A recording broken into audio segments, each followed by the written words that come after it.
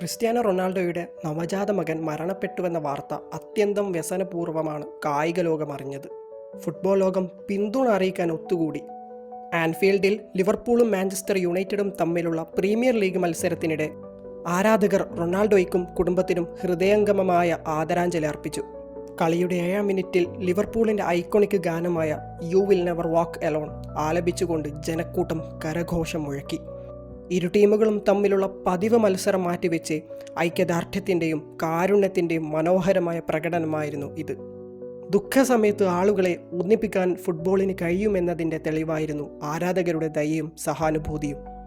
മത്സരത്തിൽ പങ്കെടുക്കാതിരുന്ന റൊണാൾഡോയെ ഈ മൊമെൻ്റ് ആഴത്തിൽ തന്നെ സ്പർശിച്ചു. One world, one sport, one global family. Thanks Anfield. ഞാനും എൻ്റെ കുടുംബവും ഈ ബഹുമാനത്തിൻ്റെയും കാരുണ്യത്തിൻ്റെയും നിമിഷം ഒരിക്കലും മറക്കില്ല എന്ന് പറഞ്ഞുകൊണ്ട് റൊണാൾഡോ ഇൻസ്റ്റഗ്രാമിൽ തൻ്റെ നന്ദി രേഖപ്പെടുത്തി.